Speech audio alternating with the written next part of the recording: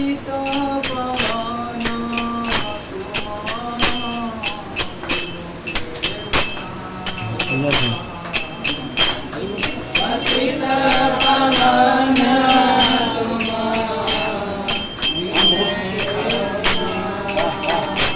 છે બરોબર છે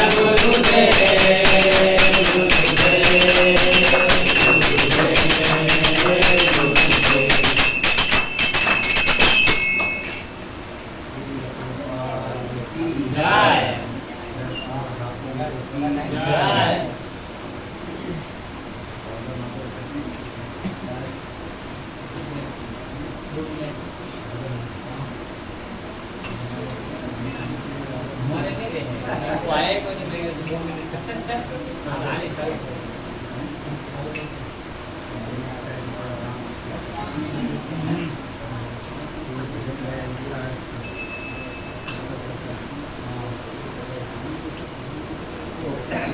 हरि बोल ओम ज्ञानतिमिरान्धस्य ज्ञानाञ्जनशलाकया चक्षुरुन्मिलितं येन तस्मै श्रीगुरुवे नमः श्रीचैतन्यमनोभीष्टं स्थापितं येन भूतले स्वयं रूपं कदा मह्यं ददाति स्वपदान्तिकम् वन्देऽहं श्रीगुरु श्रीरुद्रपदकमलं श्रीगुरुर्वैष्णवांश्च श्रीरूपं साग्रजातं सहगणरघुनाथान्वितं तं सजीवं साद्वैतं सावधूतं परिजनसहितं कृष्णचैतन्यदेवं श्रीराधा कृष्णपादान्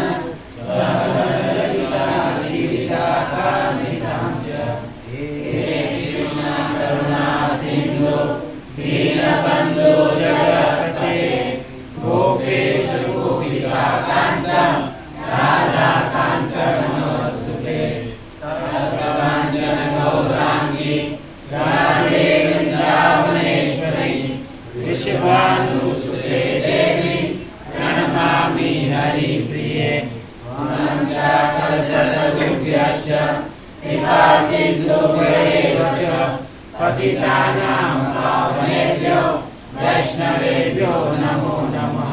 जय श्री कृष्ण चैतन्य प्रभु नित्यानंद श्री अद्वैत गदाधर श्रीवासादि गौर भक्तवृंद। हरे कृष्णा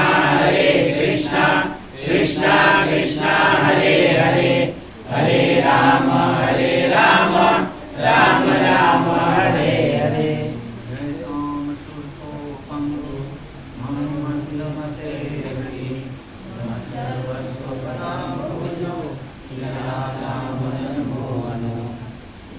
हरे कृष्णा। आज के सत्संग में उपस्थित सभी भक्तों का स्वागत है।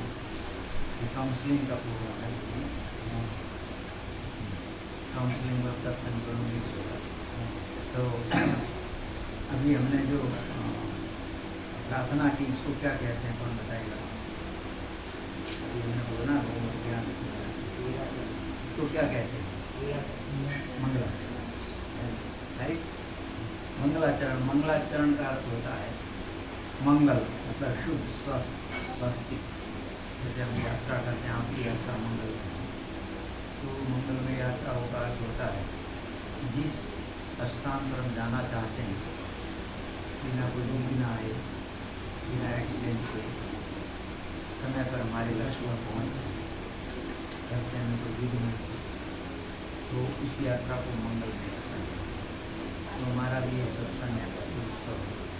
तो इसमें भी हम सत्संग करने बैठे हैं, तो हमारे गुरुजन, आचार्य और भगवान, इन सबको हम चरणों में प्रार्थना करें कि हमारा ये जो सत्संग है, जो भी मैं बोलूँ तो उसके लिए भगवान कृपा करें कि मैं ठीक से बोल पाऊँ।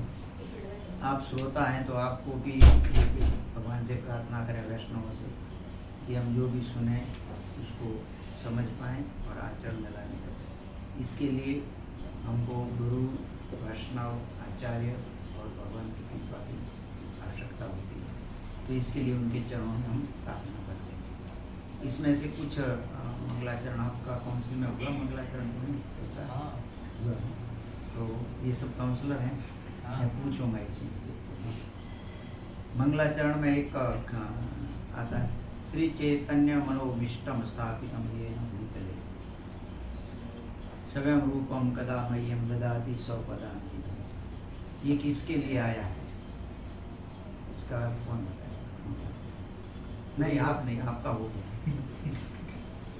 माता जी भी बता सकती हैं। श्री चैतन्य मनोभीष्टम स्थापितम येन भूतले, ये किसके लिए आया है? इसका अर्थ क्या है? आप भी पूछ लीजिए किसको भी पूछिए आप भी किसको भी पूछिए आप किसी को भी चूज के आप बताइए आप ऐसा। बताइए। हाँ माता जी आप हाँ ऐसा हाँ आप माता जी समझे और चैतन्य महाप्रभु जी को। और कोई प्रभु जी में? वो गोस्वामी हरि बोल रहे आप बताइए प्रभु। महाप्रभु जी के लिए श्री चैतन्य मनोभीष्टम स्थापितम ये न भूतले स्वयं रूपम कदामयम ददाति सौ पदान्तिकम। वो अपने चरण कमलों का कृपा मुझे कब प्राप्त? प्रभु जी किसके लिए आया? और कोई माता जी कोई बता सकता है? हाथ उठाइए। रूप गोस्वामी हरि बोल। आपका क्या नाम है? संजय संजय। संजय प्रभु ने संजय हुआ। बहुत सुंदर ताली बजाइए। के लिए आया कंफ्यूज हो गए रूप गोस्वामी को ये प्रणाम। उनको पता था लेकिन कंफ्यूज हो मैं गए बोले अर्थ बताने को बोले ना प्रणाम। अर्थ भी वही है और अर्थ सब एक ही तो है। आप ऐसा पूछे थे ना प्रणाम मंत्र किसका है हाँ तो ये रूप गोस्वामी का भी हाँ, प्रणाम प्रणाम मंत्र मंत्र है। है। इसमें सब आचार्यों के प्रणाम मंत्र बोलते हैं ना हम। तो ये रूप गोस्वामी का प्रणाम मंत्र है ना। श्री चैतन्य मनोभीष्टम स्थापितम ये न भूतले, जिन्होंने श्री चैतन्य महाप्रभु के मन की इच्छा को अमिष्ट को स्थापित किया। स्वयं रूपम, वो श्री रूप गोस्वामी के चरण कमलों का पद आश्रय वो हमारे पर कैसे कब कृपा करेंगे? ये रूप गोस्वामी को प्रणाम मंत्र। और चैतन्य महाप्रभु का प्रणाम मंत्र रूप गोस्वामी बोलते वो नमो महावदाय में कृष्ण, ये रूप गोस्वामी ने बोला। ये बहुत बड़ा लीला है ना। ये जो चैतन्य श्री चैतन्य मनोमिष्टम ये रथ यात्रा से संबंधित लीला है। जब जगन्नाथपुरी में रथ यात्रा हुआ तो चैतन्य महाप्रभु जब जगन्नाथ जी के रथ के सामने खड़े थे तो वो जो श्लोक उच्चारण कर रहे थे तो कोई समझ नहीं पा रहा था कि ये क्या श्लोक है, लेकिन रूप गोस्वामी समझ गए और रूप गोस्वामी ने उसका अर्थ लिखा और अपनी कुटिया थी उधर वो डाला था और स्नान करने चले गए। तो चैतन्य महाप्रभु रूप गोस्वामी की कुटिया में आए तो उन्होंने देखा कि वो लेटर लिखा हुआ पड़ा। चैतन्य महाप्रभु लेकर पढ़ने लगे तो वो समझ गए कि रथ यात्रा में जो मैं श्लोक बोल रहा था तो उसका अर्थ ये समझ गया। इसका अर्थ क्या था मालूम है ना? कुरुक्षेत्र में जब सूर्य ग्रहण के समय द्वारकावासी आए थे और ब्रजवासी भी आए थे और उस समय ज्योति सरोवर में स्नान हुआ और उसके बाद जब भगवान रथ में बैठकर वापस द्वारका के लिए रवाना होते हैं तो कई अंगरक्षक, द्वारकाधीश है ना, कई अंगरक्षक हैं, बड़ा रथ है, बॉडीगार्ड हैं, मशीन गन वाले हैं, तामझाम है।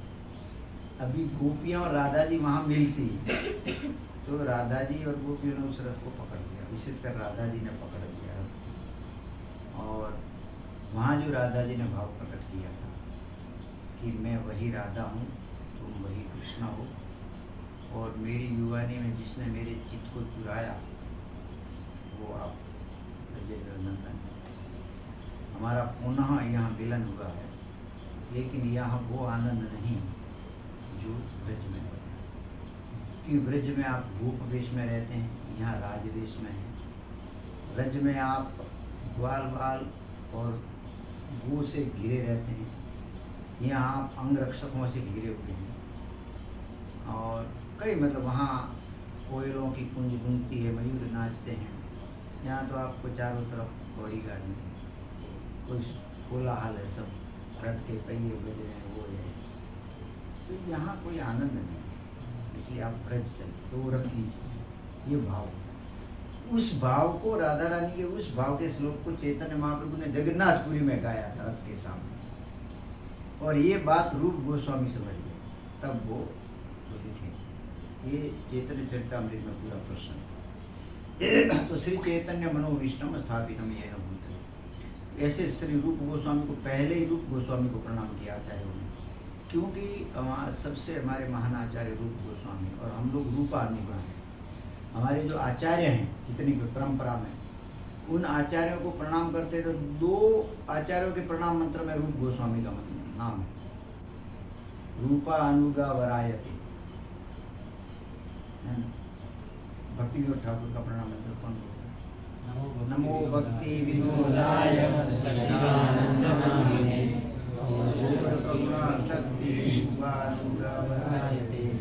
और भक्ति सिद्धांत सरस्वती ठाकुर के प्रणाम मंत्र में, तो ये दोनों के प्रणाम मंत्र में रूप गोस्वामी का उल्लेख होता है, तो रूप गोस्वामी के लिए आया है। अच्छा, अभी मैं साधवेतम, ये किसके लिए आया? साधवेतम सावधूतम परिजन सहितम कृष्ण चैतन्य। तो साधवेतम कौन बताएगा? साधवेतम मतलब कौन, क्या है? साधवेतम का अर्थ कौन बताएगा? नहीं, आप प्रभु जी में कौन बताएगा? साधवेतम मतलब मंगलाचरण हुआ, लेकिन क्या हुआ? माता जी में कौन बताएंगे साधवेतम? कोई नहीं। हाँ, आप बताइए। जो चैतन्य महाप्रभु के पूरे परिकर है ना, सब सही। आप बताइए।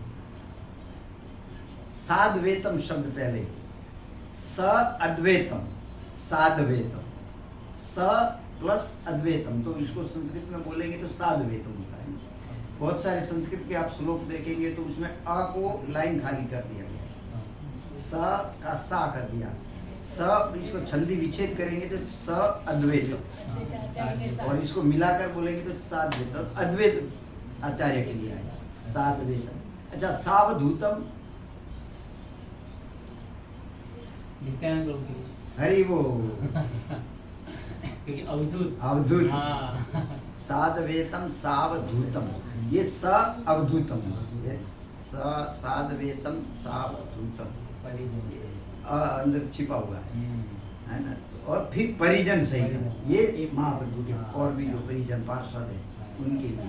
लेकिन साधवेतम अद्वैत आचार्य और नित्यानंद वो अवधूत थे। आप उनकी लीला देखेंगे तो अद्भुत। अवधूत मतलब देश से परे की लीला है। तो अवधूत ये मंगलाचरण में हम सब आचार्यों को प्रणाम करें। ये कुछ ये श्लोक ऐसा है कि इसको थोड़ा बहुत कम, इसके लिए मैं बता रहा हूँ कि कोई भी श्लोक हो या प्रणाम मंत्र हो, जब तक हम उसका अर्थ नहीं जानते हैं ना, तब तक उसमें हमारा भाव प्रकट नहीं होता है। आप समझ गए इनको? जैसे मैं कोई जोक्स बोल, उस जोक्स को आप समझ नहीं पाएंगे तो हंसेंगे नहीं। बाजू वाला तो हाँ सर, मतलब भाव का भाव प्रकट नहीं हुआ, क्योंकि आप उसको समझ नहीं पाए। जब हम किसी मंत्र को अर्थ समझ पाते हैं तब उनके प्रति हमारा भाव प्रकट होता है। अभी आप बोलेंगे तो साधवेतम, तो हाँ अद्वैताचार्य, सावधूतम, हाँ अभी बताइए साग्र जातम, ये किसके लिए? पीछे वाले माता जी भी बता सकते हैं। साग्र जातम,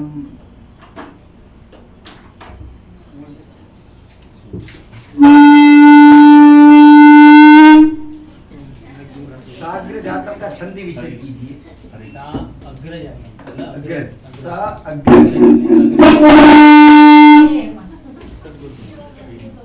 रूप गोस्वामी के अग्रज सनातन गोस्वामी के लिए साग्रजम, साग्रजातम,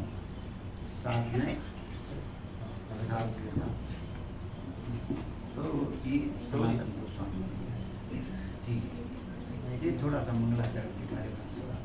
हरे कृष्ण हरे कृष्णा कृष्णा कृष्णा हरे हरे, हरे राम राम राम। ठीक है, ये तो काउंसलिंग के विषय में जो हमारे काउंसलर होते हैं सबको मंगलाचरण का पूरा ज्ञान होना चाहिए, पूरा थोड़ा जानना चाहिए।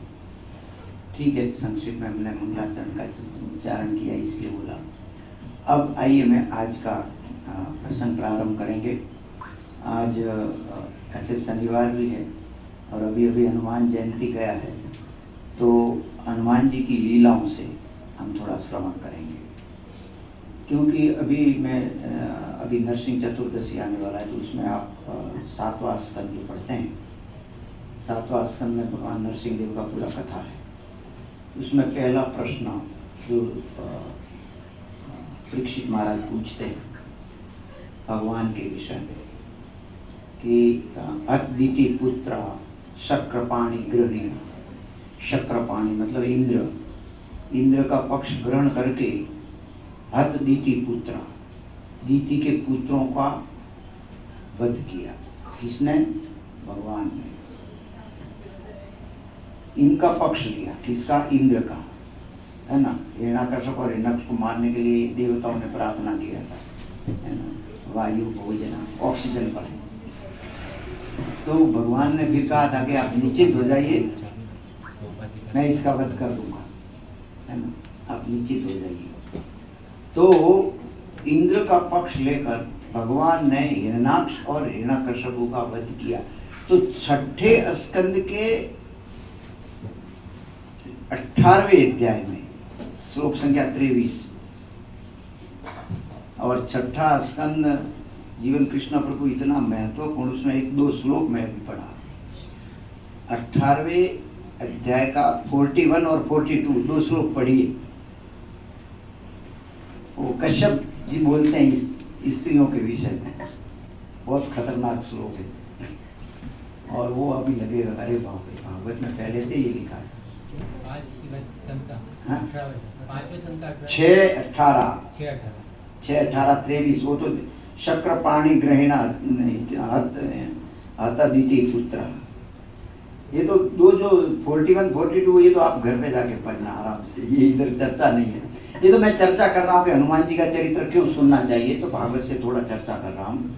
तो जब ये प्रश्न पूछते हैं कि भगवान ने इंद्र का पक्ष लिया, दैत्यों का वध किया, मतलब भगवान पक्षपाती करते हैं, देवताओं का पक्ष लेते हैं और दैत्यों का वध करते हैं। ऐसा क्यों करते हैं? भगवान तो सम सर्वेषु भूतेषु सुहृद सर्वभूतानां, भगवान सबके लिए सुहृद हैं।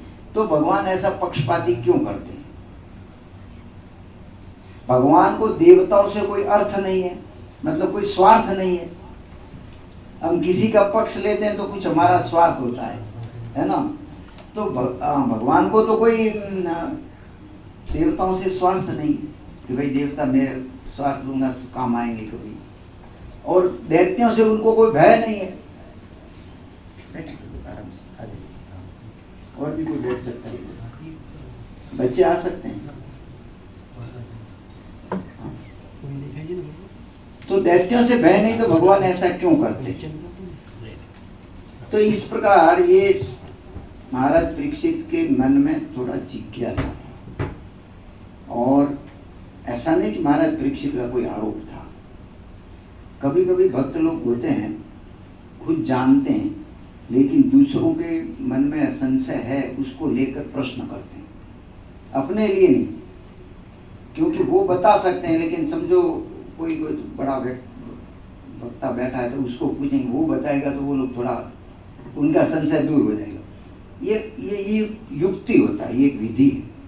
इसलिए महाराज परीक्षित ऐसा प्रश्न कर रहे हैं कि भगवान के विषय में बहुत से लोगों के मन में ऐसा होता है कि भगवान पक्षपाती करता है। हिरण्यकश्यप ने भी ऐसा कहा, ये विष्णु है ना, ये पक्षपाती करता है। पहले ठीक था, लेकिन अभी ये बच्चों जैसा हो गया है। किसी बच्चे को कोई चॉकलेट दो तो वो आपकी गोद में बैठ जाता है, आपका पक्ष। ऐसे ये जो विष्णु है, इसको कुछ मिठाई चढ़ाते हैं या यज्ञ में हवी डालते हैं तो उनके पक्ष में हो जाता है। ये बदल गया है इसका स्वभाव। तो ये ऐसा पक्षपाती है भगवान। देखो मैं इतना ऐसा करता हूँ, वैसा करता हूँ, तो भी मेरे साथ उसके साथ कितना हो, भगवान पक्षपाती करते, वो सुखी है मैं दुखी हूँ, मैं इतना करता हूँ। तो ऐसा भक्तों के मन में भी कभी होता है, मैं इतना सेवा किया, मैं इतना भक्ति किया, तो भी मैं दुखी, तो वो कितना मजा आता है। भगवान भी पक्षपाती करते हैं आपको काम के लिए ऐसा। तो परीक्षित महाराज की ये जिज्ञासा थी कि जब तक व्यक्ति के मन में भगवान के प्रति संशय रहेगा, वो भगवान के प्रति प्रेम नहीं कर सकता, प्रेम में बाधा है। तो भक्तों का तो उद्देश्य है कि हर जीव भगवान से प्रेम करे, लेकिन उसके मन में संशय वो दूर हो जाए तो वो प्रेम करने की प्रक्रिया में आगे बढ़ेगा। इसलिए परीक्षित महाराज ऐसा प्रश्न किया। तो ऐसा प्रश्न किया तो उसके उत्तर में जब प्रश्न सुना तो सुखदेव गोस्वामी जो कहते हैं दूसरा श्लोक, ये पहला श्लोक, दूसरा श्लोक। साधु पृष्ठम महाराजम हरिचरित अद्भुतम तद भागवत महात्म्यम भगवत भक्ति वर्धन। बहुत सुंदर ये साधु पृष्ठम महाराज, साधु और महाराज दो शब्द आया इसमें। महाराज किसके लिए आया? परीक्षित महाराज। हे महाराज, अभी वो महाराज कहाँ है? वो तो कोपिन बैठ गए, सब छोड़ दिया राजपाट, तो न मुकुट है न कुछ है, खाली कोपिन बैठा, नीचे बैठे हैं जन्मभूमि पर। तो साधु कृष्णम महाराज, उनको महाराज क्यों बोला? वो महाराज इसलिए बोला कि जो देशों को जीतते हैं वो महाराजा होते हैं, जो अपने इंद्रियों को जीत ले वो महाराज। वाचो वेगम मनसा क्रोध वेगम पृथ्वी सशिष्या, वो महाराज है। तो आपने इंद्रियों को जीता है महाराज, और आप श्रेष्ठ हैं, आप भगवान के विषय में प्रश्न कर रहे हैं। और साधु पृष्ठम, साधु पृष्ठम, साधु मतलब बहुत अच्छा, आपका प्रश्न प्रशंसनीय है, सराहनीय है। क्यों? क्योंकि आपके प्रश्न के उत्तर में जो कथा आएगी वो लोगों को आनंद प्रदान करने वाली होगी और उनकी भक्ति को वर्धन करने वाली होगी और भगवान के प्रति आकर्षण बढ़ाने वाली होगी। इसलिए जनहित के लिए है, इसलिए आपका प्रश्न साधु प्रश्न, मतलब प्रश्न ऐसा होना चाहिए जो लोगों को आनंद भी दे और लोगों की भक्ति बढ़ाए। ऐसा फालतू लोग प्रश्न करते हैं जिससे कोई भक्ति बढ़ता नहीं और कुछ मतलब भी नहीं है ना। पूछ रहे ना उनके वेद व्यास महाराज की पत्नी का नाम क्या था, सुखदेव को, अभी उनको नाम जानने से भी आपका कोई भक्ति बढ़ने वाला नहीं। ठीक है, ज्ञान बढ़ जाएगा लेकिन भक्ति में इसमें कोई आकर्षण नहीं होता है। लेकिन यहाँ जो उत्तर आएगा इसलिए कि आपने भगवान के गुणों के विषय में पूछा है, इसलिए मैं भी भगवान के गुणों का वर्णन करके ही इसका उत्तर दूंगा। तो और तद भागवत महात्म्यम, और इसमें भागवत का अर्थ भगवान के भक्तों का और भागवत का अर्थ भगवान भी। तो इसमें भगवान के गुणों का भी वर्णन आएगा और साथ साथ में इसमें भगवान के भक्तों का, भागवतों का वर्णन आएगा, मतलब विशेषकर प्रहलाद महाराज का वर्णन आएगा। तो इससे क्या है? भगवत भक्ति वर्णन, ये हमारे कृष्ण भावना में, हमारी भक्ति में। तो कहने का अर्थ है भगवान के भक्तों का जो चरित्र है उसका श्रवण हमारी भक्ति को बढ़ाता है, भगवान के प्रति प्रेम को बढ़ाने वाला है। इसलिए भगवान के भक्तों के चरित्र को सुनना चाहिए। इसी पर हम आज हनुमान जी के चरित्र का थोड़ा चर्चा करेंगे। तो उसमें बहुत शिक्षाएं भी हैं और बहुत सुंदर वो प्रसंग भी है। तो आज शनिवार है इसलिए मेरा भी इच्छा हुआ, और अभी पिछले हफ्ते हनुमान जयंती था तो कोई कथा करने को मिला नहीं था, लेकिन ठीक है आज अवसर आया तो मैंने हनुमान जी का गुणगान करें थोड़ा। तो हनुमान जी का जो ये भक्ति का वर्णन है वो जो पूरा प्रसंग उसको सुंदरकांड में दिया गया। आप सब परिचित है, सुंदरकांड भारत का प्रसिद्ध कांड है। ऐसे बहुत कांड है लेकिन सब बेकार कांड है, ये सुंदरकांड है। बाकी तो सब कांड होते रहते हैं लेकिन सुंदरकांड ये सुंदर है। तो सुंदरकांड का भी चर्चा करें थोड़ा। तो सुंदरकांड कैसे है? सुंदरकांड के पहले का कांड कौन सा है?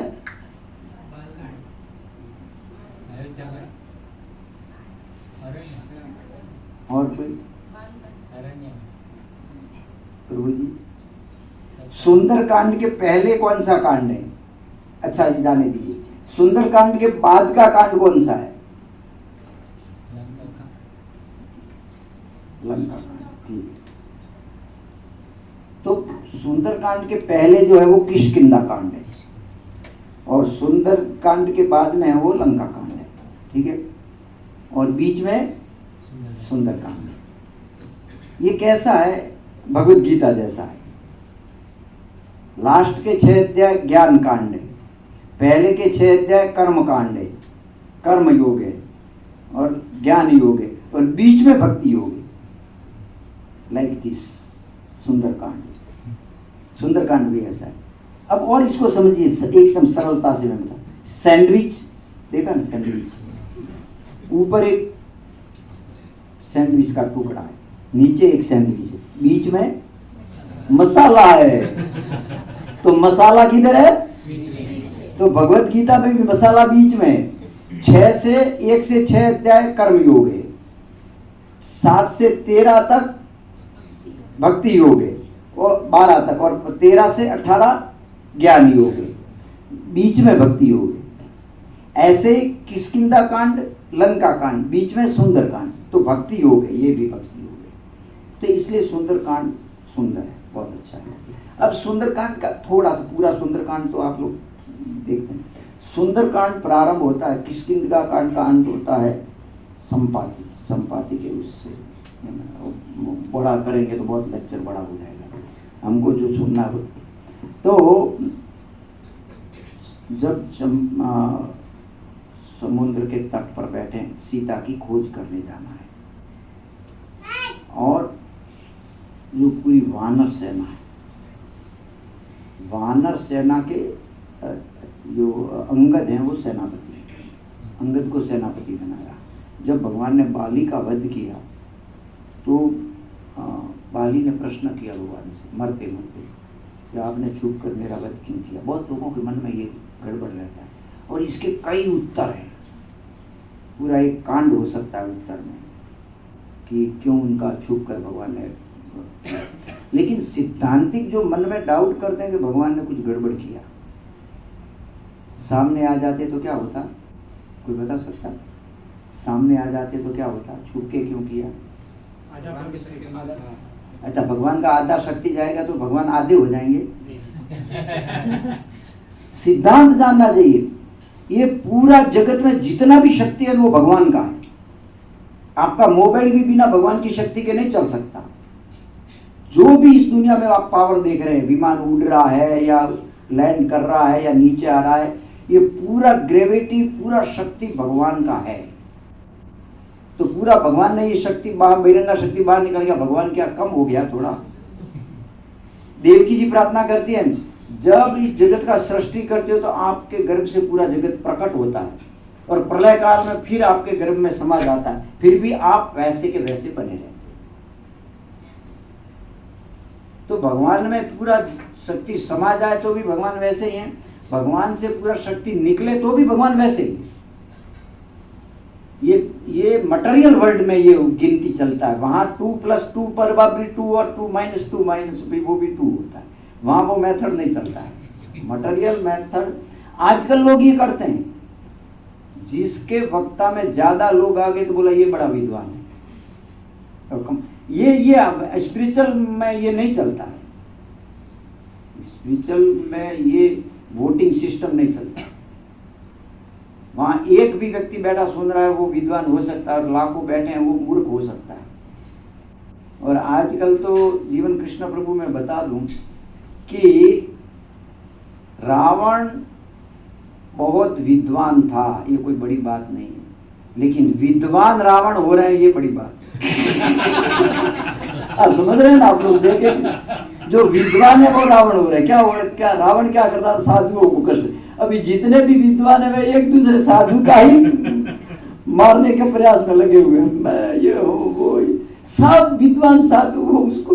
तो रावण विद्वान था ठीक है, लेकिन विद्वान रावण हो रहे हैं, ये बड़ी गड़बड़ बात है। त्रेता युग में ये था, अभी कलयुग में ये हो गया। सब विद्वान रावण जैसा काम कर रहे हैं सब। तो इस प्रकार आज कलयुग में तो हनुमान जी ये सब बैठे हैं, अब जाना है सीता की खोज करने। कौन है? सब वानर, और सब वानर एक ही उद्देश्य। सुग्रीव ने आदेश दे दिया था कि आपको सीता की खोज करने आना है, अगर बिना खोज किए वापस आए तो मारे जाओगे। तो खोज करें तो ऐसा नहीं कि वो मारे जाएंगे इसलिए खोज करने जाना, ऐसा नहीं। सब वानर जो समझो सेवा करने जा रहे हैं, सीता की खोज के लिए इतने तत्पर हैं, चर्चा कर रहे हैं कैसे खोज करेंगे, कौन जाएगा। संपाति ने बता दिया कि वो वहाँ है, उस पार है।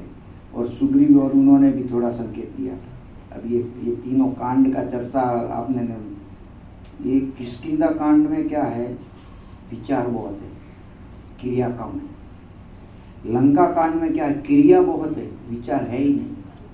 सुंदर कांड में क्या, क्रिया भी है, विचार भी है, ज्ञान भी है, गुण भी है।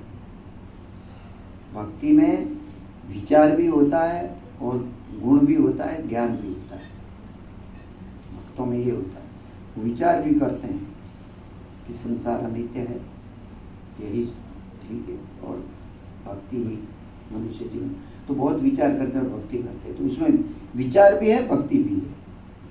लेकिन ये दो कांड में ऐसा कैसे, जैसे एक एक प्रसंग, सुग्रीव और ये सब हनुमान जी और ये सब बैठे थे ऋषिमुख पर्वत न, उस पर बैठे थे, इसने निकाल दिया तो बाली में। उस समय सीता जी का वो विमान में लेके जा रहा, सीता जी चिल्ला रही, तो उन्होंने देखा कि पर्वत पर कुछ बैठे हैं ये वानर सेना, तो सीता जी ने जानबूझकर गहने गिराए हैं। माता जी पक्का बात है, गहने गिराए थे ना? गहने कहाँ से आए? तापस वेश विशेष उदासी, उन्होंने तो वल्कल वस्त्र पहने थे, तो गहने भी थे हैं? जब वनवास हुआ तो उनको वल्कल वस्त्र समझते हैं, वैरागी का वस्त्र, सन्यासी का वस्त्र, उनको भी पहनाया, सीता जी को भी, तो गहने भी थे नहीं थे। ठीक है, आप विचार करना नहीं तो ये बहुत लंबा होता जाता है प्रसंग कि गहने थे कि नहीं थे। अब इसी में आपका दिमाग घुसा रहेगा, मैं बता। नहीं होते थे, गंगा किनारे सती अनसुया ने दिया था मेरे गहने। अरे वाह, ये भी बात ठीक है। अनसुया जी ने उनको वस्त्र और कुछ गहने दिए थे आश्रम में। एक बात, दूसरा एक महत्वपूर्ण बात मैं बताता हूँ। जो सौभाग्यवती स्त्री होती है ना, वो एक्स्ट्रा गहना ठीक है उतार सकती है, बाजूबंद है वो है तो ठीक है उतार, लेकिन वो अपना मंगलसूत्र, हाथ की चूड़ियाँ या पाँव की पायल सौभाग्यवती नहीं उतारती। ये ध्यान रखना चाहिए माताओं को। आजकल को सौभाग्यवती बहुत कम दिखती है। जब पति मरता है तो हाथ की चूड़ियाँ फोड़ के उसको फोड़ते हैं। अभी बिना पति के जिंदा भी चूड़ियाँ नहीं, इसलिए हम लोग समझ नहीं पाते इस बात को। आज का जो समाज का जो दर्शन है ना, वो हमको शास्त्र समझने में बहुत बाधा प्रदान कर रहा है। इसलिए शास्त्र को समझने के लिए गांव में जाना पड़ता है। गांव में सौभाग्यवती स्त्री कुछ चिन्ह है जो वो रहेगा ही उसका, वो केस ढका रखेगी,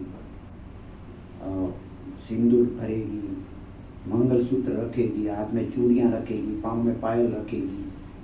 ये कुछ भी किसी भी स्थिति में ये उसका त्याग नहीं करेगी और कोई करा भी नहीं सकता है, क्योंकि ये उसका सौभाग्य है।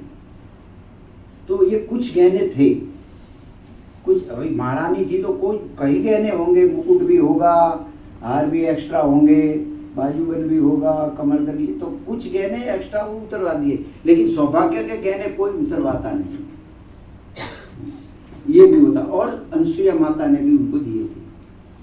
ये हमको थोड़ा कोई पूछ लिया तो फिर हम खुजलाने लगेंगे।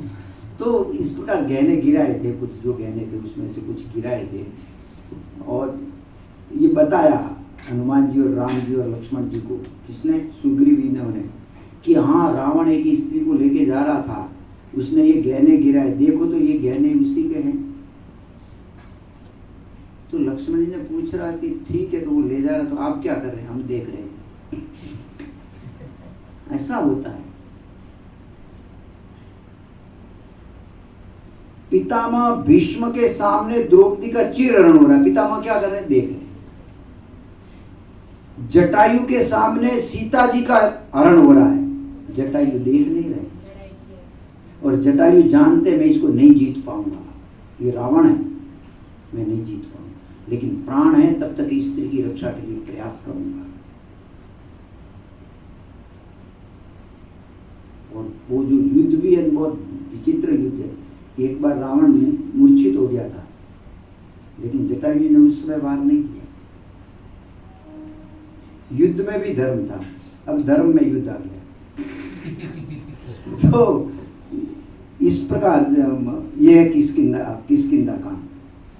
फिर लंका कांड, सुंदर कांड की तो चर्चा। लंका कांड में क्या है, विचार बिल्कुल नहीं है, क्रिया बहुत है।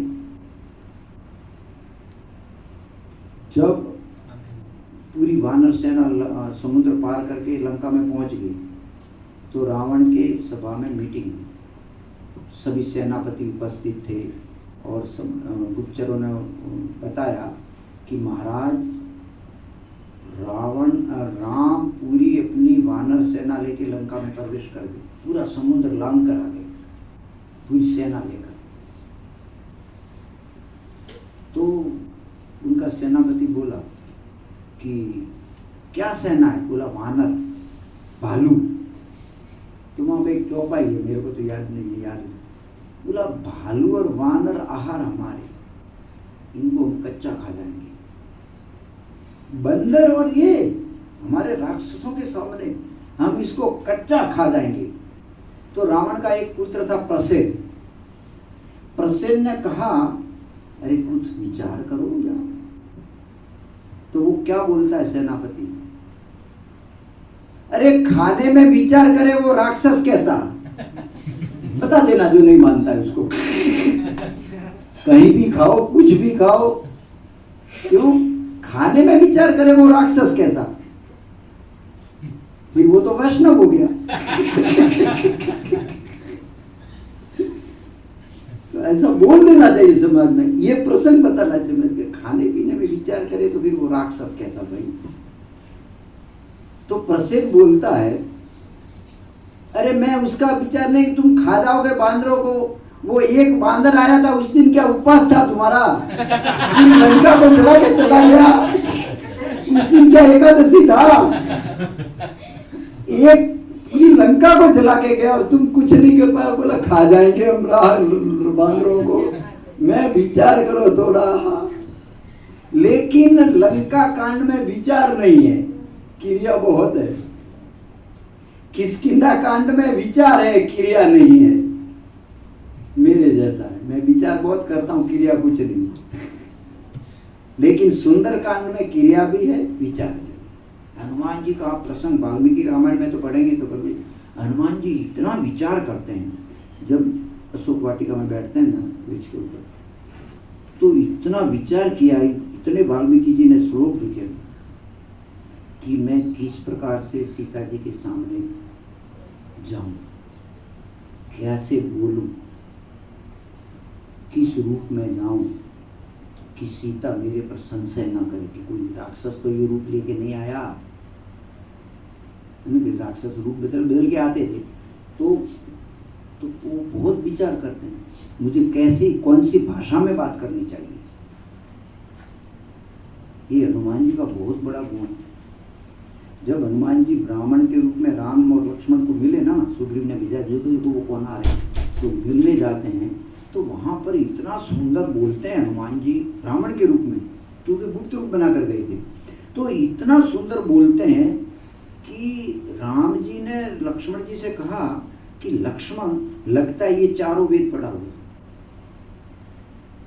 और हर वेद के श्लोक को कैसे गाना, कैसे बोलना ये भी जानता है।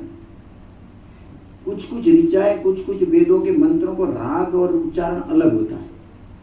तो ये वेद भी पढ़ा है, उसका काव्यता भी जानता है, उसका उच्चारण भी जानता है और उसको प्रस्तुत करना भी जानता है।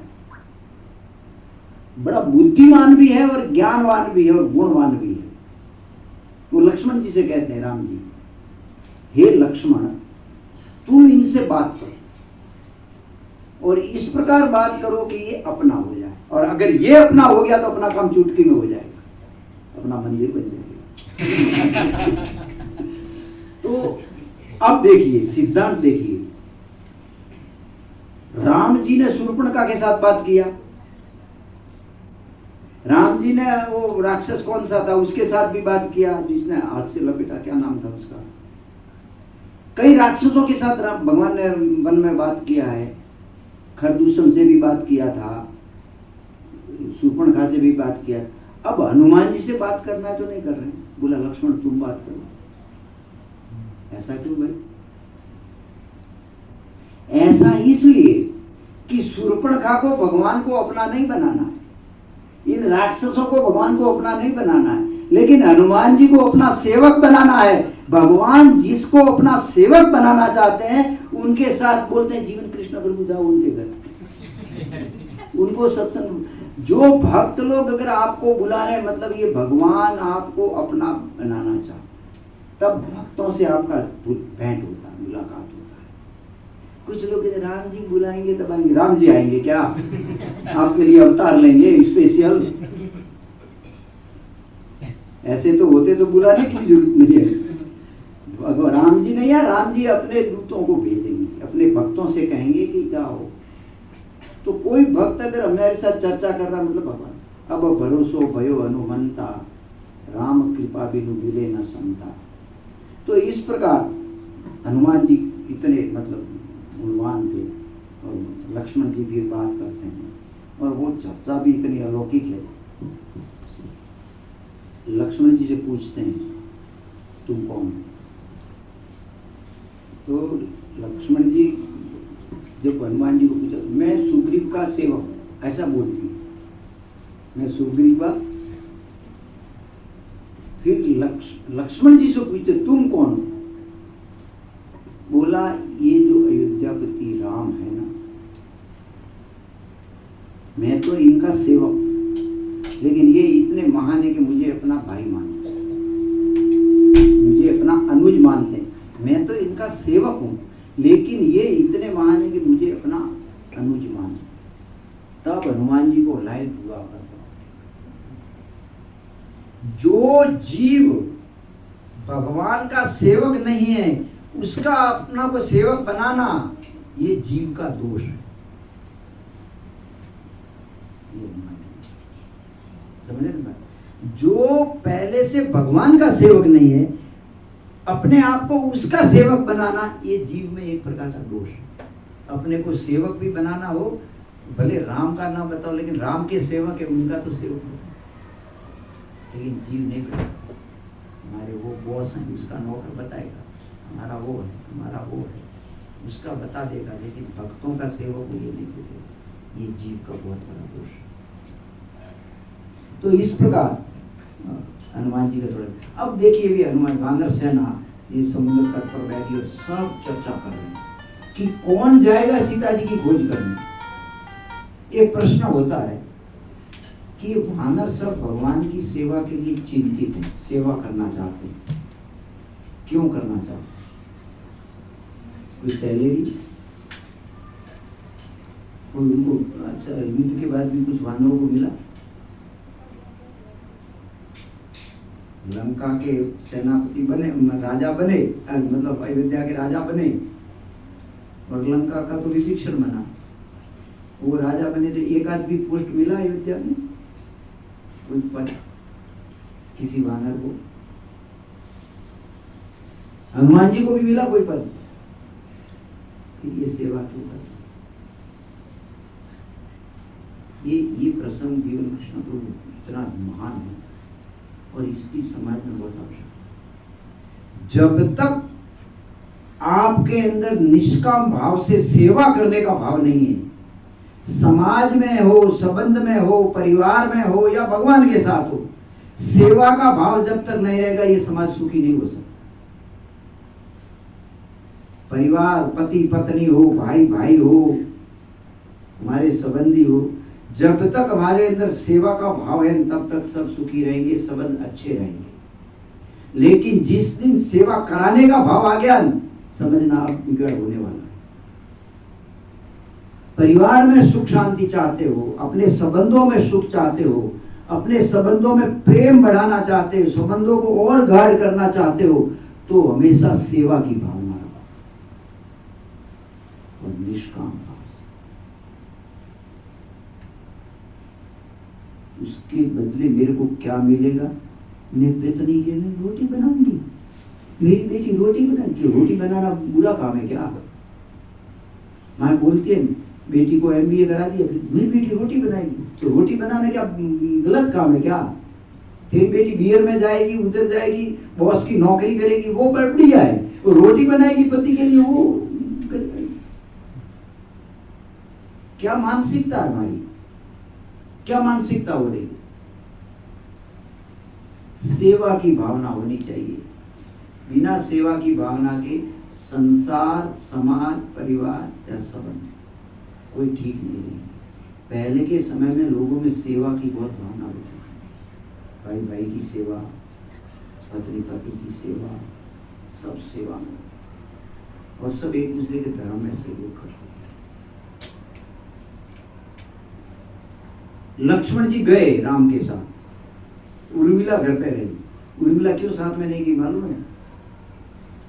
उर्मिला इसलिए नहीं गई कि मैं साथ में जाऊंगी तो ये भगवान मेरे सीता और राम की सेवा बराबर नहीं कर पाएंगे, तो मेरा भी करना पड़ेगा। भाई बोली मेरे लिए भी, मेरा भी ऐसा करो, तो ये दुविधा में पड़ जाएंगे। इनका पूरा 24 घंटा सीता और राम की सेवा में जाना चाहिए, इसलिए मैं भले इनका वियोग सहन लूंगी, लेकिन भगवान राम की सेवा में मैं बाधक नहीं करूंगा। और अभी तो क्या कहते, उसकी सेवा कर रहा है। एक अभी डिवोर्स हुआ समाज में, किस जैन समाज में 15-16 साल के बाद डिवोर्स हुआ। क्यों हुआ मालूम है? आप मानेंगे नहीं, बोलूंगा, कुत्ते के लिए। हंसने के बाद ये मैं रियलिटी बता रहा हूं, एकदम सत्य बात बता रहा हूं। पत्नी ने कुत्ता लाया, पति बोला नहीं कुत्ता घर में नहीं चाहिए। इस पर भी एक बार लेक्चर देंगे कुत्ता। तो पति को पसंद नहीं आ गई, मैडम क्या करें?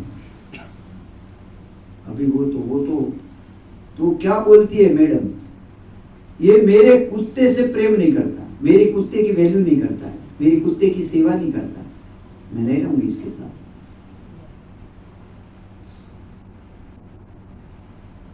कहां जा रहा है समाज? और तलाक हो गया जैन समाज में, जो धर्म में बड़ा चढ़ा उन्नत समाज है।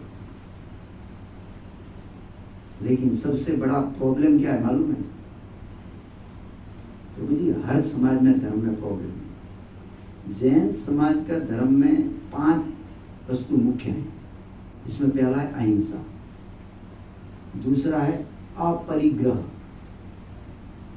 अपरिग्रह का अर्थ होता है प्रकृति से उतना ही लो जितना तुमको ज्यादा संग्रह हो रही।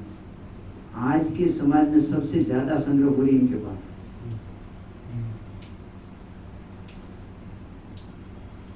ये उनके समाज को प्रॉब्लम दे रहा है। ये होना चाहिए। अभी आपने रामायण, रामनवमी, लक्ष्मण, भरत, शत्रुघ्न, ये चारों क्या है? धर्म, अर्थ, काम, मोक्ष। राम धर्म के प्रतीक है। लक्ष्मणो लक्ष्मी संपन्नो, मतलब अर्थ के प्रतीक है। लक्ष्मी अर्थ। अब वनवास में राम के साथ कौन है? लक्ष्मण। अर्थ है वो धर्म के साथ रहना चाहिए, अपने भोगों के लिए भी। आप समझ रहे? जो धन है, संपदा है, वो धर्म के लिए होनी चाहिए। अब उसको धर्म में न रखकर अपने भोगों के लिए रखोगे, गया काम, सब वो बिगाड़ हो गए। उसमें परिवार सब बिगड़े, बच्चे भी बिगड़े। अगर हमने धन को धर्म में नहीं लगाया। लक्ष्मण और शत्रुघ्न का जन्म होगा तो लक्ष्मण और शत्रुघ्न दोनों रो रहे हैं। अब क्या करें, अब क्या करें? तो सुमित्रा जी ने लेकर कौशल्या के पास, राम के पास सुला दिए, दोनों हंसने लगे। क्यों? क्योंकि अब अर्थ जो है वो धर्म के साथ आ गया, तो वो अर्थ भी सुखी है। तो इस प्रकार अर्थ धर्म हो। तो क्या चर्चा हो रही थी? बिना निष्काम भाव से सेवा। ये प्रसंग इतना भी बहुत लंबा है सुंदरकांड, लेकिन पहला शिक्षा ये है कि निष्काम भाव से ये सब वानर सेवा करना चाहिए। और समाज में और भक्तों को सबसे बड़ी शिक्षा है कि आप सुखी रहना चाहते हैं, आप समाज परिवार को सेवा की भावना, एक दूसरे की सेवा निष्काम भाव से, और दूसरों की ना करो तो कोई नहीं, पत्नी पति की सेवा करे, परिवार की सेवा करे, भाई भाई की सेवा करे, पुत्र माता पिता की सेवा, कम से कम इतना तो करो। वानरों का तो कोई संबंध नहीं है, लेकिन वो भगवान की सेवा के लिए सब। और सेवा में देखिए, अब सेवा में जाना है सबको, तो जाना है तो सब हताश हो गए, कैसे जाएंगे? तो सबने लास्ट में अंगद जी ने बताया कि मैं कूद के जा तो सकता हूं, लेकिन वापस नहीं आ पाऊंगा, उसमें संशय। कई दूसरे वानर नल नील ये भी बताए कि मैं 8-10 योजन तो जा सकता हूँ, लेकिन ये तो 400 योजन है। कोई बोला 100 योजन तो मैं जा सकता हूँ। अरे भाई ये 400 योजन है, जाना है वापस आना है। और लंका क्या करें, सब हताश हो गए, हो गए, कंफ्यूज हो गए, अब क्या करेंगे, सीता का पता कैसे लगेगा, लंका कैसे जाएंगे? अब देखिए, जब सब हताश हो गए, कंफ्यूज हो गए, संकट में पड़ गए, चिंता में पड़ गए, तब क्या किया? तब उनको बताया किसी ने, अरे आपके इस परिवार में कोई वृद्ध व्यक्ति नहीं है क्या?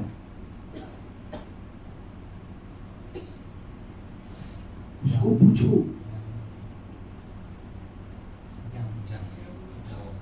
बोला है, सबसे वयोवृद्ध कौन है? जाम। उनको बुला के पूछो। उनको पूछा रे जाम, आप बताइए क्या करें?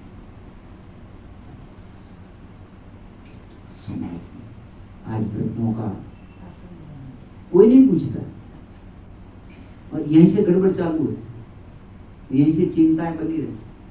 समाज में, परिवार में जब भी कोई समस्या, ऐसी जटिल प्रश्न हो, तो हमको हमारे से जो वडील हैं, जो वयोवृद्ध हैं, उनसे सलाह करना चाहिए। अभी बहू को प्रॉब्लम है, वो माँ को फोन करेगी, अपनी सहेली को फोन करेगी, वो शिक्षा देगी।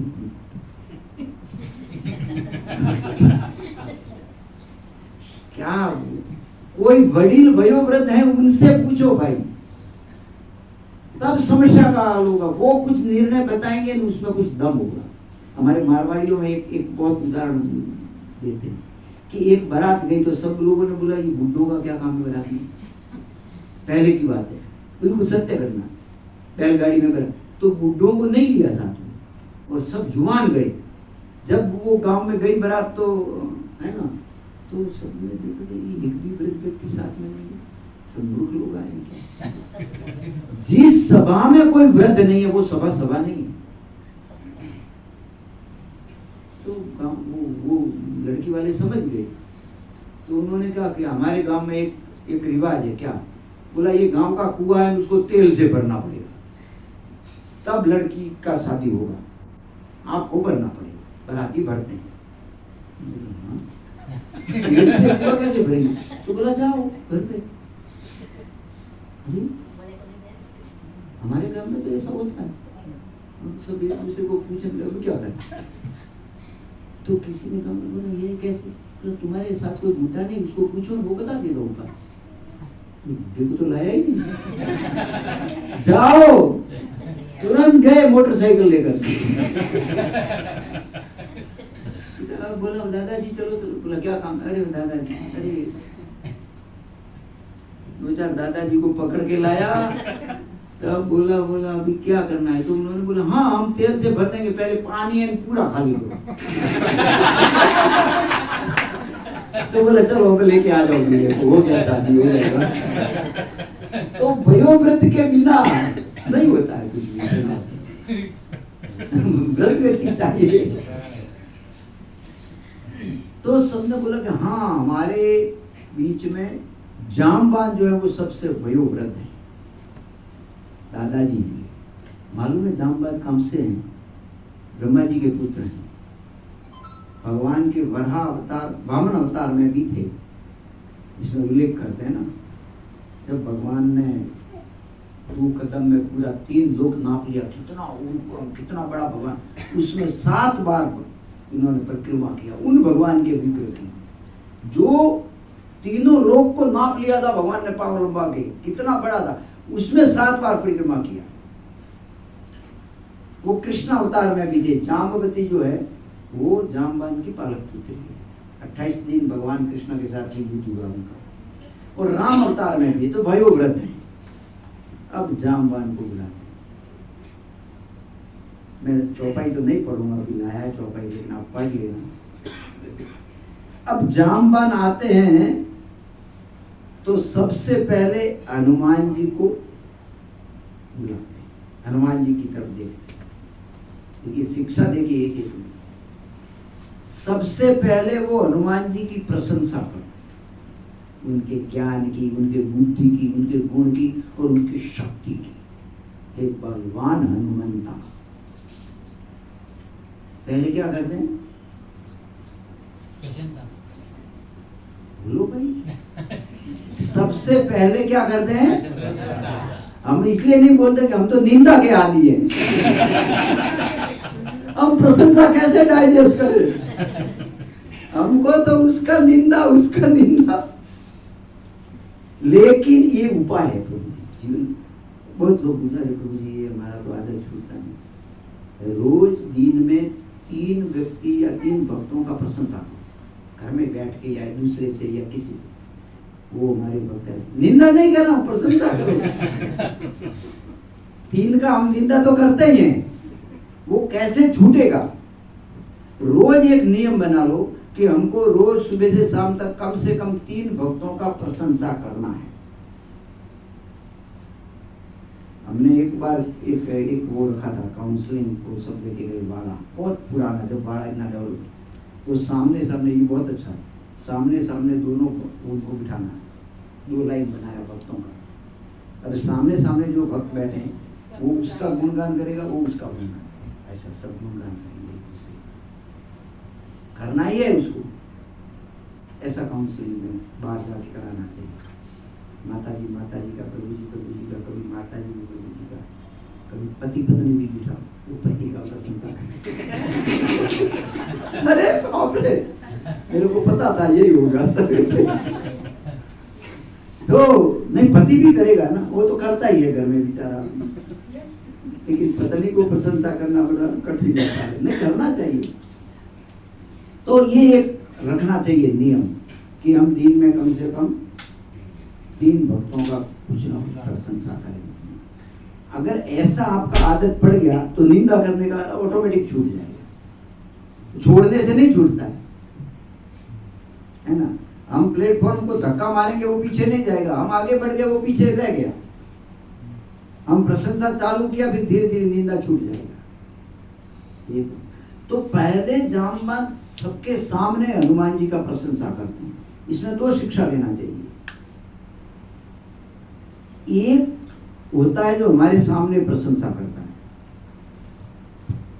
एक होता है जो हमारे पीछे प्रशंसा करता है।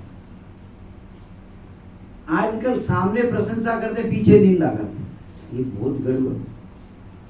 आप सामने भले प्रशंसा मत करो, लेकिन उसकी अनुपस्थिति में उसकी प्रशंसा करो। अगर आप उसके सही मित्र, हमारा सही मित्र वही है जो हमारे पीछे हमारी प्रशंसा करता है। भक्तों के पीछे उनकी प्रशंसा करना चाहिए। सामने भले हम झगड़ जाएं किसी कारण से, कुछ मच हो जाए, लेकिन उसके पीछे तो उसकी प्रशंसा ही करना, कभी नहीं आएगी। तो प्रशंसा के 2 प्रकार, एक उसके सामने प्रशंसा करना, एक पीछे प्रशंसा करना। सबसे अच्छा है उसके पीछे प्रशंसा करना। और आपको अगर किसी भक्त के प्रति कुछ शिकायत है तो उसको सामने बता दो, दूसरे को मत बताओ, उसके सामने कर दो। आजकल ये जो विद्वान रावण जो है, अरे आपको उस महाराज से प्रॉब्लम, उनके आश्रम में चले जाओ, उनके सामने बैठकर कर दो। तुम इस जाहिर में पब्लिक में क्या अपनी विद्वता दिखा रहे हो? सब मैं सच्चिदानंद का अवतार हूँ, तो जाओ ना भाई, ये पाकिस्तान वाले हमको परेशान कर रहे हैं, अवतार है तो कौन मना कर रहा है? इधर बताओ ना ताकत अपनी, इधर क्या ताकत बता रहे हो? जाओ बंगाल में, आप वो अवतार तो जाओ, उधर नहीं जाएंगे, इधर ही अपनी चार दीवारी में बैठ के कैमरा लगा दिया और बड़ बड़ बड़ बड़ चालू। तो बहुत गड़बड़। प्रशंसा हमेशा व्यक्ति के पीछे उसकी प्रशंसा और सामने भी प्रशंसा। तो इस प्रकार जाम्बवती की पहले प्रशंसा, इसमें कई शिक्षा है। जाम्बवती ने उनको याद दिलाया हनुमान जी को, अरे तुम लांग सकते हो। समझो, हनुमान जी पूछ रहे तुम नहीं लांग सकते, जामदन नहीं लांग सकते,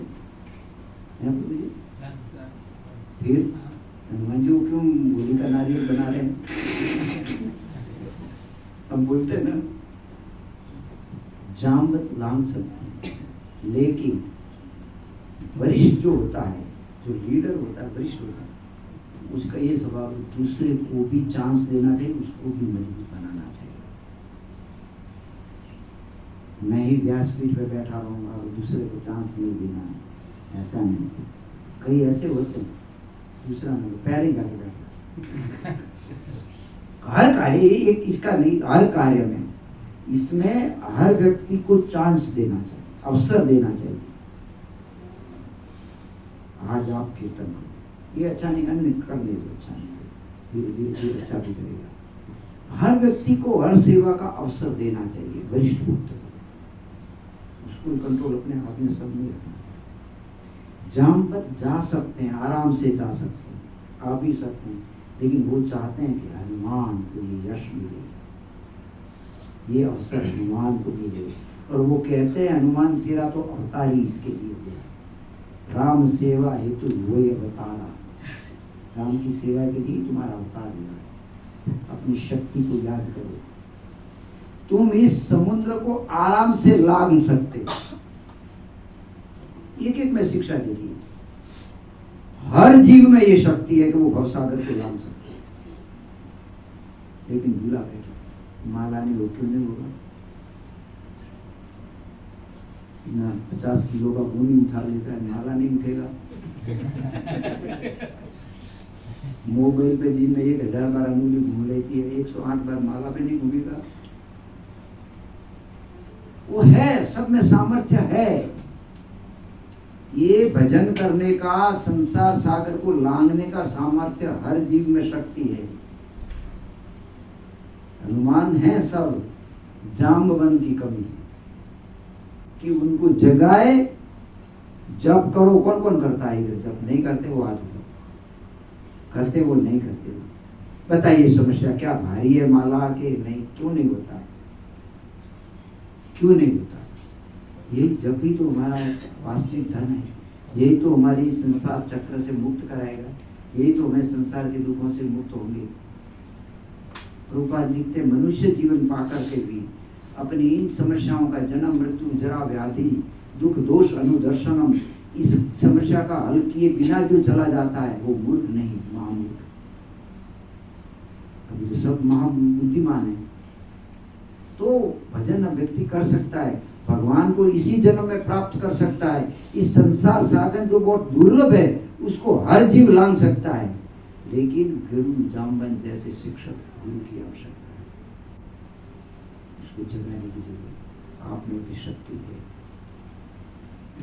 तो इस प्रकार जाम्बवत हनुमान जी को याद दिलाते हैं और हनुमान जी तुरंत तैयार हो। और ऐसा सुन के जब जाम्बवत से ऐसा सुनते हैं तो उनका कद बढ़ गया, सुनते सुनते। मतलब हौसला बढ़ाना चाहिए। हम ऐसा बात ना करें कि बेचारे का हवा है वो भी निकल जाए। हम भक्त की ऐसी बात करें कि उसका हौसला बढ़ जाए, अरे तुम कर सकते हो, माला क्या करना, रे इजी है बिल्कुल, आधा घंटा जल्दी उठ जाओ, पढ़ा। आप करके तो देखो, आज एक बार 2 माला करके तो देखो। पहले 2 कराना पड़ता था, अब 64 पे आ गए वो। तो क्यों? रस आया ना। तो उसका हौसला बढ़ाना चाहिए, सबका हौसला। इस प्रकार हौसला बढ़ाया, हनुमान बहुत बड़े हो गए। उनका रूप प्रकट हो गया और सीधे गए पर्वत पर, तैयार हो गए जाने के लिए। अब जैसे ही उन्होंने, प्रभु जी समय अभी कथा में कितना हो गया? 10 मिनट में तो क्या हो गया? कितना बजा? कितना? हाँ? तो 9:30 तक। कल तो संडे है ना। अभी देखिए तो प्रसंग ऐसा है, बस ये तार का ओ हरे कृष्णा, ये भी सेवक तो है।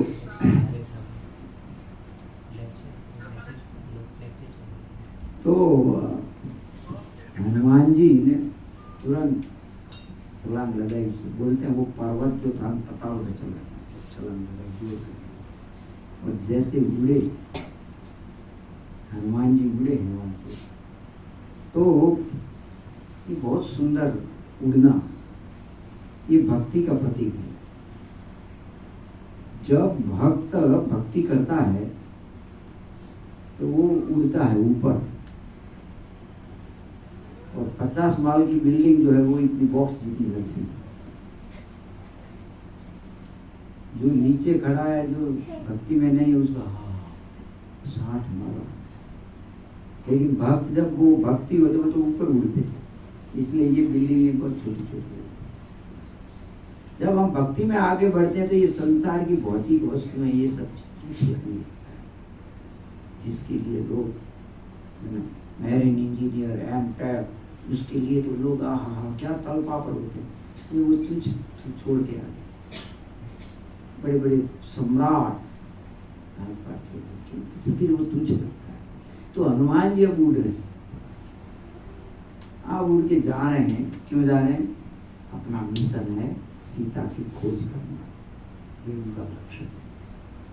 अब जैसे ही गए तो सबसे पहले पर्वत समुद्र में मोनार्क पर्वत से प्रार्थना किया कि ये राम की सेवा के लिए जा रहे हैं, बहुत लंबा जाना है, थोड़ा उनको आप कहो कि आप निकल करके आपको तो थोड़ा विश्राम करें।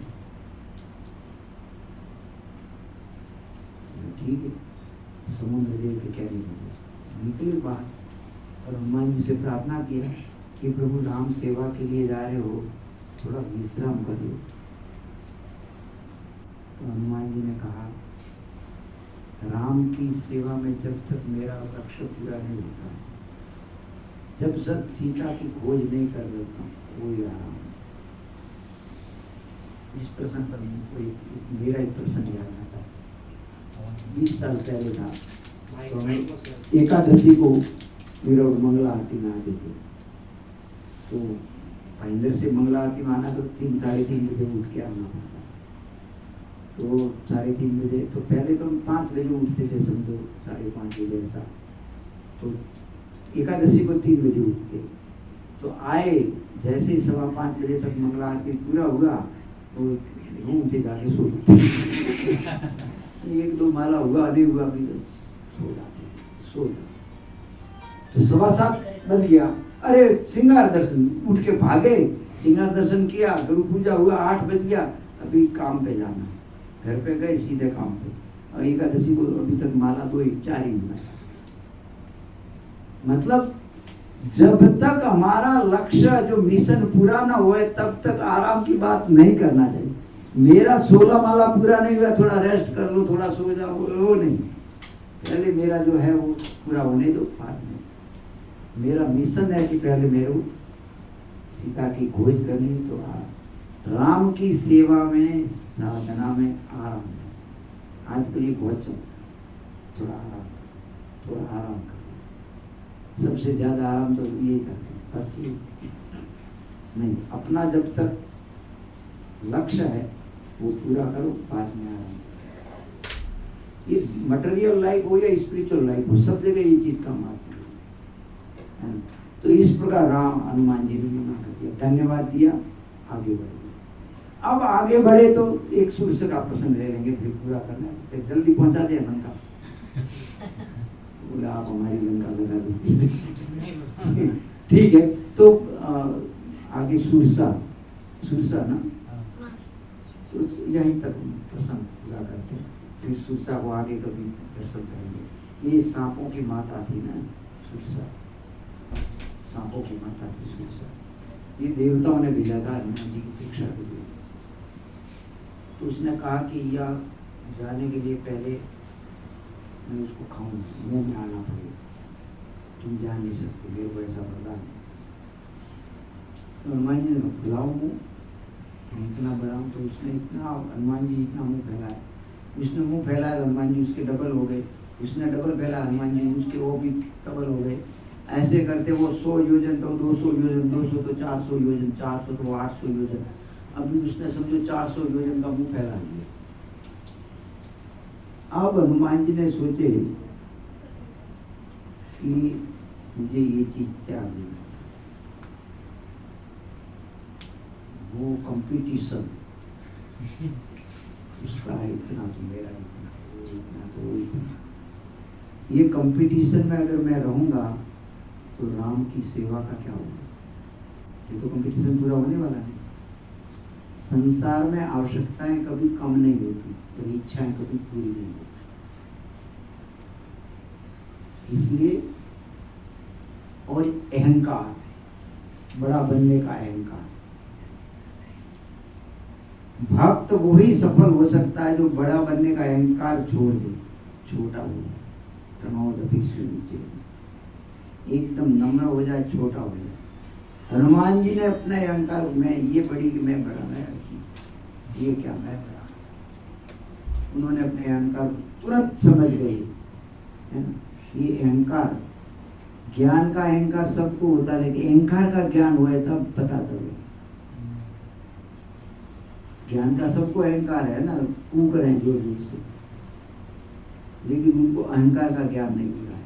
हनुमान जी को तुरंत अहंकार का, ये बड़ा होना, ये मैं बड़ा हूँ, मैं बड़ा हूँ, ये अहंकार है। ये भक्ति में सबसे बड़ी बात है।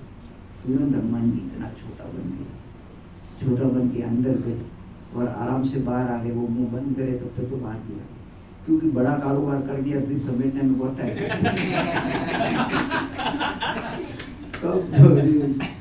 न माला को टाइम मिलता है, बहुत बड़ा कर दिया तो फिर तो छोटा बन जाओ, आराम से संसार में भी रह जाओगे, बाहर भी निकल जाओगे, लेकिन छोटा रहोगे। तो बड़ा बन गया तो, मैं एक उदाहरण देके यही पूरा करूंगा। एक व्यक्ति को जीवन प्रभु लंदन जाना था, तो उसका मित्र था, बहुत प्रयास किया, पुलिस स्टेशन वो वीजा बनाया, पासपोर्ट बनाया, ऐसे उसको 8-10 महीना लग गया। फिर टिकट निकाला, इतना परिश्रम, वो 6-8 साल भर उसी में लेफ्ट राइट करता रहा, तब जाके उसका सब तैयार हुआ। अब बोला मित्र हैं वहाँ पर रहते हैं, तो थोड़ा मिठाई भी लेके आओ। तो वो मिठाई का बॉक्स लिया और पहुँच गया, लंदन उतरा, उस दोस्त को मिठाई दिया, उसने मिठाई बोला, उसमें 1-2-3 चिट्ठियाँ, पासपोर्ट नहीं, टिकट नहीं, वीजा नहीं, कुछ नहीं। लंदन पहुँच गई, क्यों? वो छोटी है। हरे कृष्णा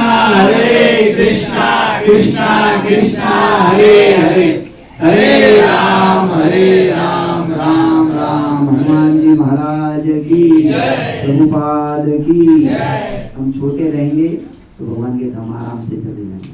हरे कृष्ण। अब कोई प्रश्न उत्तर नहीं करेंगे।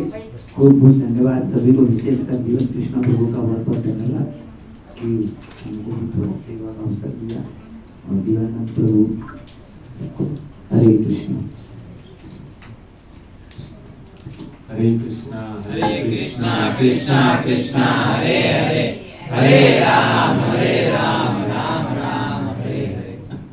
खड़े हो। बहुत ही सुंदर लोकार्जुन है और आनंद की बहुत सुंदर सुंदर शिक्षाओं के बारे में बताया। और हम लोग मैं भी मतलब इतने सालों से हम प्रवचन तो सुनते हैं, लेकिन जो रामायण का जो अलग अलग जो प्रसंग था, जैसे सुरसा के बारे में बताया, बाद में हनुमान जी के गुणों के बारे में बताया, बहुत ही मतलब ऐसी जो शिक्षा हमने भी प्रथम बार सुनी।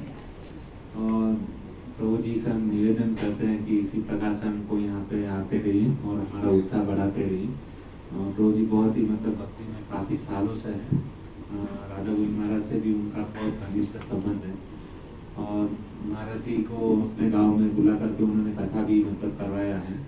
तो हम प्रभु जी के बहुत बहुत आभारी है कि इतना सुंदर शिक्षा हम लोगों को बताएं। तो एक बार उनका हरे कृष्ण महामंत्र बोलकर उनका अभिवादन व्यक्त करेंगे। हरे कृष्णा कृष्णा कृष्णा हरे हरे, हरे राम राम राम हरे हरे। और खास करके आज का जो दिन है, यहाँ पे हरि भजन प्रभु जो है, तो उनका आज पुण्यतिथि के उपलक्ष्य पे नीलकंठ प्रभु, गिरी गोवर्धन प्रभु, उनके पूरे परिवार ने यह दूसरी प्रोग्राम रखा है और सबके लिए प्रसाद रखा है। तो ये जो हरि भजन प्रभु जो है, आज ही के दिन उन्होंने अपना देह त्याग करके भगवान के धाम में पधारे हैं। तो उनके लिए भी मतलब बहुत ही सुंदर हरि भजन प्रभु सेवा करते थे मंदिर में, और रोज सुबह को मतलब श्रृंगार आरती में पहुंच जाते थे, और जितने भी वहाँ पे ब्रह्मचारी लोग थे उनके लिए चपाती वगैरह सब बनाते थे, प्रसाद बनाते थे, और बहुत ही उनका भगवान के भक्तों की सेवा करने के प्रति लालायित थे। तो उनकी आत्मा को भगवान शांति प्रदान करें, और भगवान के धाम में ही 100% है, उसमें कोई दोहरा ही नहीं है। तो हम उनके लिए भी एक बार हरे कृष्ण महामंत्र बोलकर उनका ये करेंगे। हरे कृष्णा कृष्णा कृष्णा हरे हरे, हरे राम राम राम हरे हरे। और जब भी हमको पता है कि उनका जब भी अंतिम समय जब था, तो हम लोग जब भी उनको लेकर के जा रहे थे स्मशान में, उस समय मतलब कोरोना का समय था, लेकिन कोरोना के समय पे हम लोग बाहर नहीं निकल सकते थे, लेकिन भगवान का भक्त जो है ना, उतनी उन्होंने सेवा की थी भक्तों की, भगवान की। तो भगवान ने पूरी व्यवस्था उनके लिए अरेंज करके रखी। और उनका जब भी हम लोग लेकर गए अंतिम यात्रा में, तो मतलब यहाँ से घर से लेकर के वहाँ पे अंतिम समय तक सारे भक्त लोग ने कीर्तन करते हुए उनको ये किया, अग्नि संस्कार वगैरह सब किया। तो बहुत भाग्यशाली जीव होते हैं कि ऐसा मतलब कठिन समय था, फिर भी मतलब उनके लिए भगवान ने सारी व्यवस्था कर दी। बहुत ही सुंदर उनका ये जीवन रहा। तो हमको भी उनके माध्यम से सीखना चाहिए कि, और हम देखते थे कि काउंसिल प्रोग्राम या जनरल प्रोग्राम भी होता था, तो सबसे पहले हमारे घर पे भी जब भी काउंसिल होता था, तो सबसे पहले वो आकर के बैठ जाते थे। कभी एक भी दिन ऐसा नहीं हुआ कि वो लेट मतलब ये हो। तो टाइम के वो बहुत पंक्चुअल थे और सब समय पर बहुत ख्याल रखते थे। तो बहुत ही उनका सुंदर जीवन रहा। तो हमको भी उनके माध्यम से सीखना चाहिए कि किस प्रकार से हमको टाइम के समय का ध्यान रखें, पंक्चुअलिटी आए जीवन में, हरिनाम में प्रीति बढ़े, भक्तों के प्रति सेवा का भाव बढ़े। तो उनके माध्यम से हम लोगों को भी सीखना चाहिए। ठीक है, हरे कृष्ण। सभी के लिए महाप्रसाद है, सब लोग प्रसाद लेकर के जाएंगे। हरे कृष्ण।